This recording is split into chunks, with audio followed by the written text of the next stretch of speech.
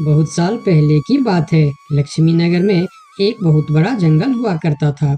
उस जंगल में शेर खान नाम का एक शेर रहता था। वह जंगल का राजा था। उसके शासनकाल में जंगल के सभी जानवर सुखी और शांति से रहते थे। यदि जंगल में कोई भी जानवर गलत काम करता तो शेर खान उसे दंड देते थे। वह कमजोर जानवरों की रक्षा भी करते थे। एक दिन शेर खान अपने गुफा के सामने बैठे थे। तभी उसका दोस्त भालू उसके पास आया। फिर दोनों दोस्त मिलकर जंगल और जंगल के जानवरों के बारे में आलोचना करने लगे। मैं इस जंगल का सबसे शक्तिशाली जानवर हूँ। मेरे सामने जंगल का कोई भी जानवर टिक नहीं सकता। क्या कहते हो भालू भाई? ये तो तुमने बिल्कुल ठीक कहा, लेकिन हाथी के सामने तुम बिल्कुल चूहे जैसे दिखते हो। क्या ठीक कहा ना मैंने शेर खान? भालू की बात सुनकर शेर खान बहुत क्रोधित हो गए। भालू, तुम्हारी हिम्मत कैसे हुई मेरे बारे में इस तरह की बातें करने की? तुम्हें पता है तुम किसके सामने बात कर रहे हो? मैं इस जंगल का राजा हूँ। तुम मेरे दोस्त हो, इसीलिए तुम्हारे साथ मैं थोड़ा मजाक कर रहा था। तुम मेरे बात का बुरा मत मानना शेर खान। शेर खान नहीं, महाराज कहो महाराज। मैं इस जंगल का राजा हूँ, इसीलिए बाकी जानवरों की तरह तुम भी मुझे आज से महाराज कह के ही बुलाओगे। लेकिन शेर खान, हम दोनों दोस्त हैं, फिर भी तुम ऐसे क्यों बातें कर रहे हो? दोस्त है नहीं, दोस्त थे। आज से हमारी दोस्ती खत्म। आज के बाद मैं तुमसे कभी बात नहीं करूँगा। दोस्त कहकर मेरे सामने कभी मत आना। चले जाओ यहाँ से। अपने दोस्त का इस व्यवहार से भालू बहुत दुखी हुआ और वह वहां से चला गया। उसी जंगल में गोलू नाम का एक बंदर भी रहता था। वह दूसरों की चीज चुराकर भाग जाता था। एक दिन गोलू की चोरी करते समय शेर खान के एक सिपाही के द्वारा पकड़ा जाता है और उसे शेर खान के सामने विचार के लिए लाया जाता है। गोलू को देखकर शेर खान कहते हैं, गोलू, तुम्हारी चोरी की किस्से जंगल के दूर दूर तक मशहूर है। तुम जानवरों के घर में ही नहीं, बल्कि मेरे दरबार में भी बहुत चीज चोरी की है। इसीलिए मैं तुम्हें पहाड़ से गिराकर मारने की सजा घोषित करता हूँ। आज से ठीक 2 महीना बाद तुम्हें पहाड़ से गिराकर मार दिया जाएगा। अपनी मौत की सजा सुनकर गोलू बहुत रोने लगा और बोला, महाराज, मैं अब कभी चोरी नहीं करूंगा। मुझे माफ कर दीजिए महाराज। मेरे घर में छोटे छोटे बच्चे हैं, मुझे छोड़ दीजिए महाराज।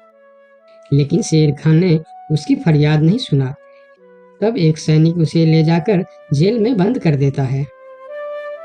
उधर गोलू का दोस्त भोलू को जब इस बात का पता चलता है, तब वह गोलू से मिलने के लिए कैद खाने में पहुंच जाता है और उससे कहता है, देखा गोलू, तुम पकड़े गए ना।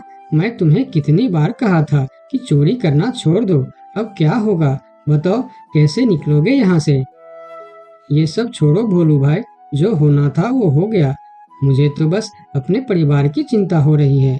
काश मैं मरने से पहले उनके लिए कुछ कर पाता। मेरे छोटे छोटे बच्चे हैं, बीवी है, अब उन सब का क्या होगा? मेरे बिना वह भी जीवित नहीं रह सकते। गोलू की बातें सुनकर भोलू सोच में पड़ गया। फिर वह शेर खान के पास गया और बोला, महाराज, मैं गोलू का दोस्त भोलू हूँ। मैं आपसे कुछ कहने आया हूँ।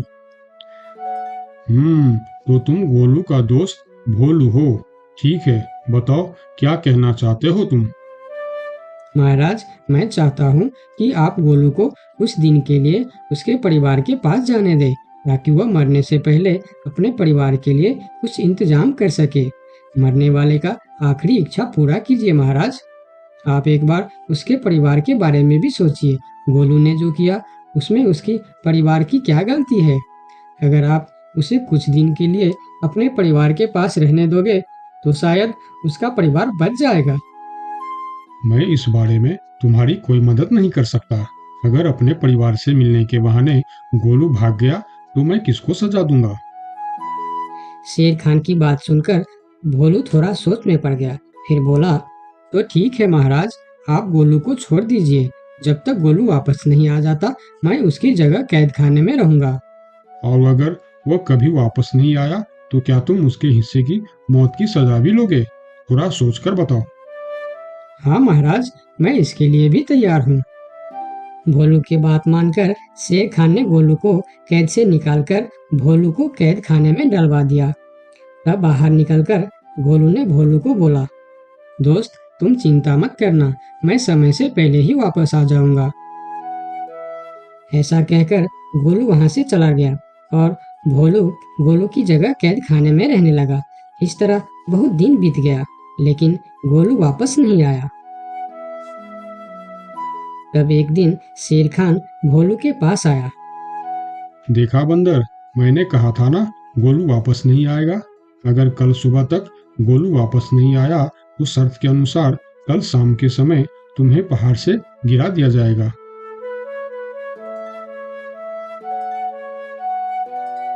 अगले दिन भी जब गोलू वापस नहीं आया, तब शेर खान और उनके सैनिक भोलू को लेकर पहाड़ के किनारे पर गए।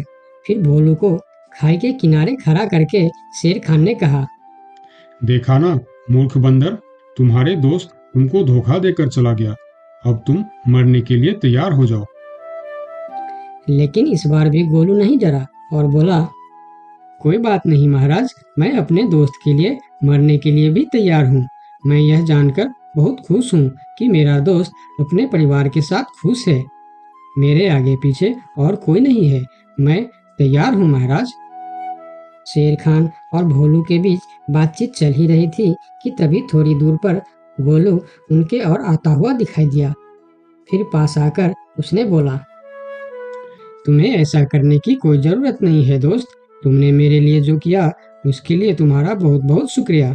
अब मैं अपनी सजा पूरी करने के लिए तैयार हूँ। महाराज छोड़ दीजिए मेरे दोस्त को। गोलू, तुम्हें वापस आने की क्या जरूरत थी? मैं यह सजा ले लेता था। तुम्हारे घर में छोटे छोटे बच्चे हैं, बीवी है, उनका क्या होगा? मेरे परिवार में मेरे अलावा और कोई नहीं है। इसीलिए यदि मैं मर भी जाऊं तो मेरे लिए किसी को कोई दुख नहीं होगी। तुम यहाँ से चले जाओ। नहीं दोस्त, गलती मैंने की है, इसीलिए सजा भी मुझे ही मिलनी चाहिए। उन दोनों की दोस्ती को देखकर शेर खान सोचने लगे, ये दोनों अपने दोस्ती के खातिर एक दूसरे के लिए जान देने के लिए तैयार है, और मैं एक छोटी सी बात के लिए अपने सबसे अच्छे मित्र भालू से दोस्ती तोड़ दी। यह मैंने बहुत बड़ा गलती कर दी। मुझे इसका प्रायश्चित करना ही होगा। किसी को मरने की कोई जरूरत नहीं है।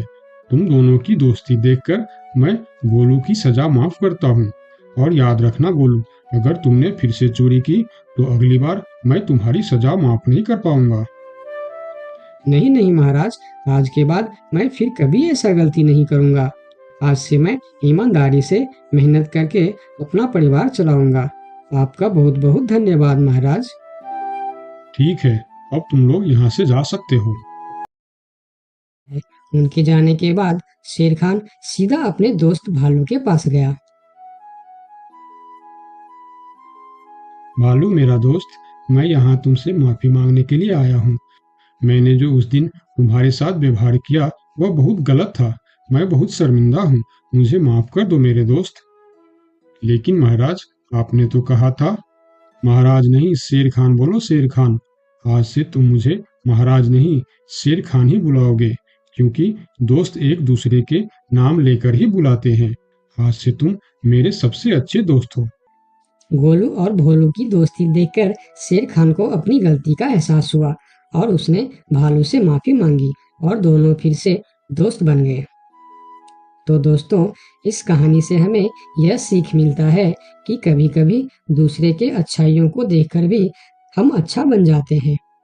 इसीलिए हमें हमेशा अच्छे लोगों के साथ ही दोस्ती रखनी चाहिए और अच्छे अच्छे काम भी करनी चाहिए। आपका बहुत बहुत धन्यवाद।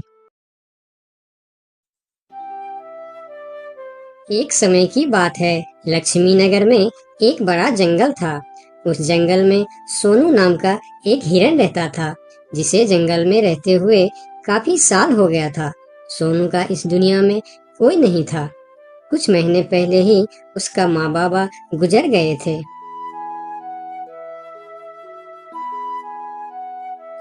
इसीलिए इस जंगल में रहते हुए उसे काफी अकेलापन महसूस होता था।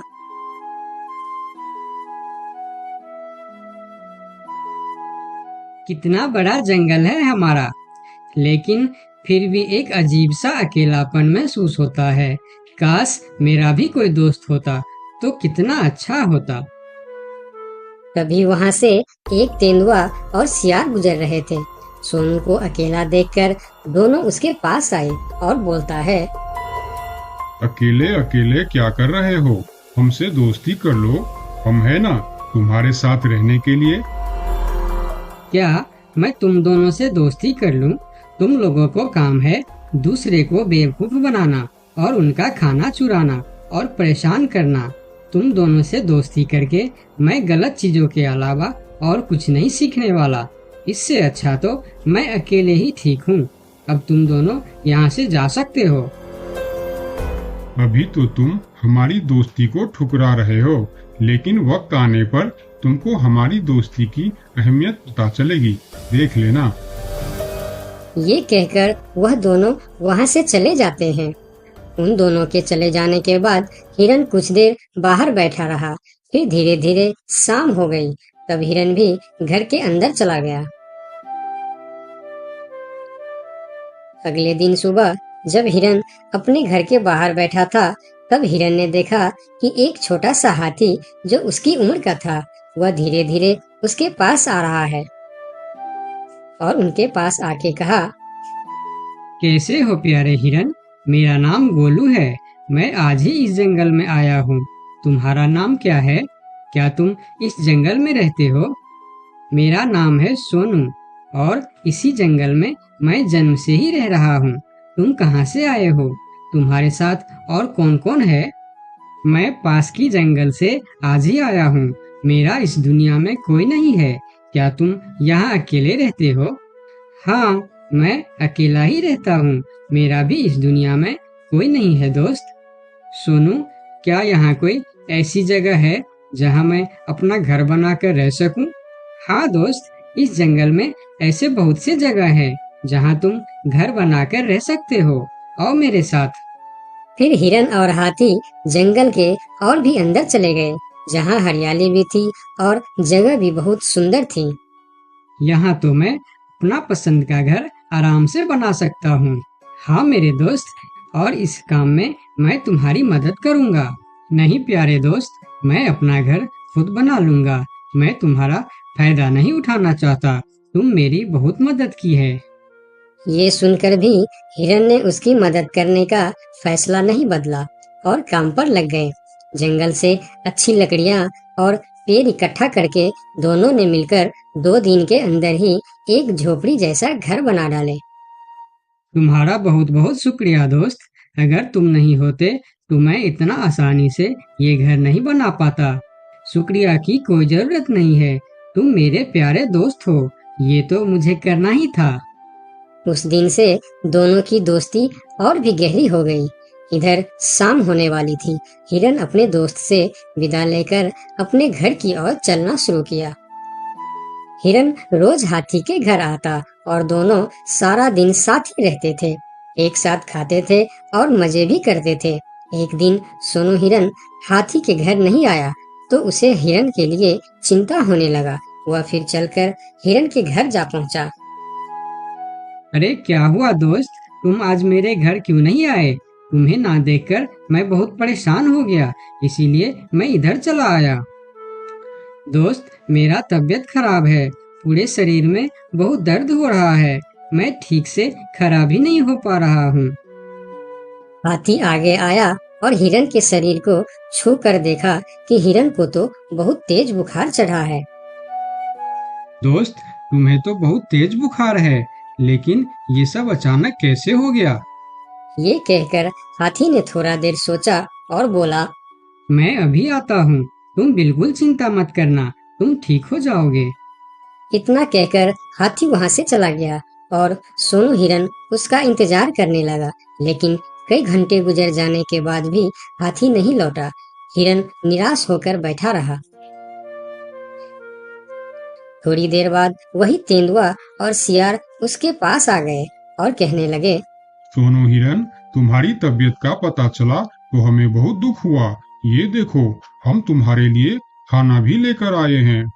उन्होंने कुछ फल हिरन के सामने रख दिए और फिर उसको खाने के लिए कहते हैं। तुम लोगों का बहुत बहुत शुक्रिया, मुझे बहुत भूख लगी थी। अरे हिरन भाई, इस समय तुम्हारा तबीयत खराब है और वह तुम्हारा दोस्त कहाँ है जो हमेशा तुमसे चिपका रहता है? पता नहीं कहाँ गया है। सुबह एक बार आया था, उसके बाद अभी तक लौटा नहीं। हाँ, उसने सोचा होगा कि तुम्हारी बीमारी में सेवा करनी पड़ेगी, इससे अच्छा तो हम भाग ही जाते हैं, इसलिए वह गायब हो गया। अच्छा दोस्त ही निभाया उसने। नहीं नहीं, ऐसा नहीं हो सकता, वह मेरा बहुत अच्छा दोस्त है। ऐसा ही हुआ है। हमने कहा था ना कि वक्त आने पर हमारी दोस्ती की अहमियत समझेगी। यही वह समय है। उनकी बात सुनकर सोनू हिरन को बहुत दुख हुआ। फिर वह वहां से चला गया। धीरे धीरे शाम हो गई, लेकिन हाथी का कोई अता पता नहीं था। हिरन के तबीयत में भी कोई सुधार नहीं हुआ। अगले सुबह फिर से वह दोनों हिरन के घर पर आए। आज भी दोनों ने हिरन के लिए कुछ फल लेकर आए थे। हिरन बहुत खुश होकर खाने लगा। उसे अपने आप पर शर्म आ रहा था कि जिन जानवरों को वह बुरा भला कह रहा था, आज मुसीबत में वही उसके काम आ रहे हैं। वह हर बार उनका शुक्रिया कर रहा था और माफी भी मांग रहा था। फिर थोड़ी देर बात करके दोनों वहां से चले गए। कब तक हम इनकी नौकरी करते रहेंगे? अब अपने योजना को अंजाम देने का समय आ गया है, नहीं तो बहुत देर हो जाएगा। हाँ, तुमने बिल्कुल ठीक कहा। अब हमें और समय नष्ट नहीं करना चाहिए। आज ही हमें कुछ निर्णय लेना ही पड़ेगा। चलो चलते हैं शेर सिंह के पास। शाम के समय जब हिरन अकेला था, तब हाथी वहां पर पहुंचता। उसको देखते ही सोनू हिरन को बहुत गुस्सा आ गया। क्या देखने आए हो यहाँ? यही कि मैं जिंदा हूँ या मर गया? ऐसा क्यों बोल रहे हो दोस्त? मेरा पूरा बात तो सुनो। मुझे दोस्त कहकर मत बुलाओ। दोस्त वो होता है जो अच्छे और बुरे वक्त में साथ निभाए। तुम तो मेरे तबीयत खराब होते ही मुझे छोड़कर भाग गए थे। मुझे खाना भी वह लोग लाकर दे रहे थे जिससे मैं बात तक करना पसंद नहीं करता था। तुम्हें अभी तक कुछ भी पता नहीं है, इसीलिए गुस्सा कर रहे हो। मैं तुम्हारे साथ छोड़कर नहीं भागा था। मुझे पता चल चुका था कि तुम्हें डेंगू बुखार हो गया है और तुम्हारे पास सिर्फ 3 दिन थे। मैंने घर में इसके दवाई रखे थे, लेकिन जब मैं घर पहुंचा तो वहाँ दवा न जाने कहाँ गायब हो गया। मेरे पास समय कम था। तुमको बताने वापस आता तो और देर हो जाती, इसीलिए मैं पुराने जंगल गया था। वहाँ से तुम्हारे लिए 2 दिन का सफर करके यह जड़ी बूटी लाया हूँ। इसे खा लो दोस्त, वरना सुबह तक तुम्हारा बुखार नहीं उतरा तो मैं मेरे सबसे अच्छा दोस्त खो दूंगा। ये सुनकर सोनू हिरन के आंखों में आंसू निकल आए। उसने तुरंत वह जड़ी बूटी खा ली। मुझे माफ कर दो दोस्त, न जाने मैं कैसी तुम्हारी दोस्ती पर शक कर बैठा। यकीन मानो, तुमको वापस देखकर मुझे बहुत अच्छा लग रहा है। फिर दोनों ने बातें करने लगे। इतने में सोनू को अच्छा महसूस होने लगा। फिर वह उठकर खड़ा हो गया। अरे देखो दोस्त, मैं तो बिल्कुल ठीक हो गया। तुम्हारा बहुत बहुत धन्यवाद दोस्त। दोनों घर के बाहर बातें कर रहे थे, तभी वहां पर शेर सिंह को साथ लेकर वह दोनों आ गए। तुम लोगों के साथ ये शेर सिंह यहाँ क्या कर रहा है? शेर सिंह, यही वह हिरन है जिसे हमने आपके लिए तैयार किए हैं। ये सुनकर हिरन डर गया और फिर उसको समझ में आया कि ये दोनों क्यों इसका सेवा कर रहा था। इधर शेर सिंह हिरन को शिकार करने के लिए आगे आया। तब हाथी बोला, मेरे रहते तुम लोग मेरे दोस्त को कुछ भी नहीं कर सकता। ये कहकर हाथी आगे आया और जैसे ही शेर सिंह ने हिरन की तरफ कदम बढ़ाया, हाथी ने शेर सिंह को जोर का टक्कर मारा और शेर सिंह दूर जाकर गिरा और उसकी कमर का हड्डी टूट गया और वह उठ भी नहीं पाया। यह देखकर तेंदुआ और सियार जल्दी जल्दी वहां से भाग गया। फिर उस दिन के बाद हिरन और हाथी